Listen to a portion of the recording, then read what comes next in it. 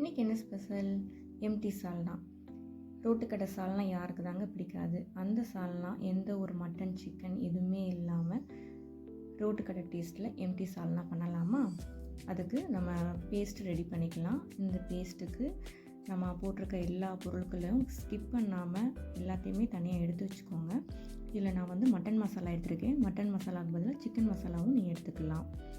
இந்த மட்டன் மசாலாவோட ரெசிபீஸ் ஏற்கனவே போஸ்ட் பண்ணிட்டோம். அதோட லிங்க் டிஸ்கிரிப்ஷனில் இருக்குது.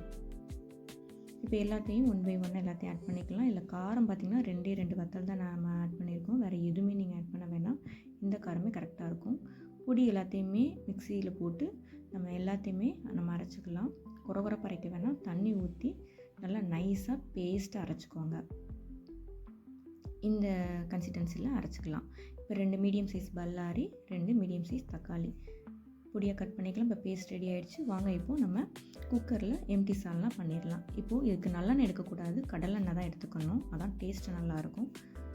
3 கிராம்பு, பிரியாணி இலை, கல்பாசி, இந்த ஸ்பைசஸ் மட்டும் போதும் தாளிக்கிறதுக்கு.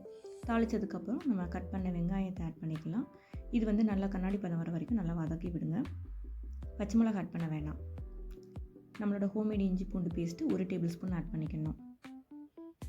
பச்சை வாசனை போனதுக்கப்புறம் தக்காளி ஆட் பண்ணிவிட்டு அதையும் வதக்கி விட்டுறணும்.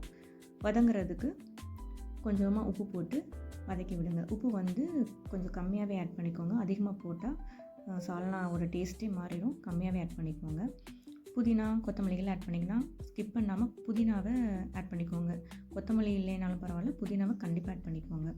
இப்போ நம்ம அரைச்ச பேஸ்ட்டை போட்டுட்டு 2 கப்பு தண்ணி ஊற்றி ஒரு கொதிக்கவும் மூடி போட்டு விசில் விட்டுடலாம். விசில் வரட்டும். அதுக்குள்ளே நம்ம சப்பாத்தி ரெடி பண்ணிடலாம். இந்த மாதிரி ரெசிபிஸ் பார்க்கணும் அப்படின்னா நம்மளோட சேனலை சப்ஸ்கிரைப் பண்ணிக்கோங்க. பக்கத்தில் இருக்க பெல் ஐக்கனையும் கிளிக் பண்ணிக்கோங்க. அதில் ஆல்ன்ற ஆப்ஷனையும் டிக் பண்ணிக்கோங்க. அப்போ தான் நம்ம போகிற வீடியோ உங்களுக்கு நோட்டிஃபிகேஷனாகவும் வரும். இந்த சால்னா சப்பாத்தி, தோசை, இட்லி, நான் இதுக்கெல்லாம் அல்டிமேட்டாக இருக்கும். ரைஸுக்குன்னு பார்த்தீங்கன்னா வெஜ் பிரியாணி, மட்டன், சிக்கன் பிரியாணிக்கெலாம் நல்லாயிருக்கும். சப்பாத்தி இந்த டிஃபனுக்கு மட்டும் நீங்கள் கொஞ்சம் தண்ணியாகவே இது பண்ணிக்கோங்க. பிரியாணிக்கெல்லாம் கொஞ்சம் திக்காக நீங்கள் இது பண்ணிக்கணும். இப்போ விசில் வந்துடுச்சு. கொஞ்சம் விசில் ஸ்டீம் போனதுக்கப்புறம் குக்கர் மூடியை திறந்தோன்னா கம்மன்னு நம்மளோட எம்டி சால்னா ரெடி ஆகிடுச்சு. இந்த கன்சிஸ்டன்சியில் நம்மளோட சால்னா இருக்கும். பிரியாணிக்கெல்லாம் திக்காக வேணும் அப்படின்னா முந்திரி பருப்பு, தேங்காய்ச்சல், கசகசா மட்டும் எக்ஸ்ட்ரா ஆட் பண்ணிக்கோங்க. கொஞ்சம் கொலகொலப்பாகவும் இருக்கும். எம்டி சால்னா நாங்கள் சப்பாத்திக்கு வச்சு சாப்பிட்டோம். நல்லா எம்மியாக இருந்துச்சு. இந்த ரோட்டுக்கடை சால்னா விட டேஸ்ட்டாக இருக்கும். இந்த ரெசிபி பிடிச்சிருந்துச்சுன்னா லைக்கை தட்டி விட்டுருங்க. தேங்க்யூ.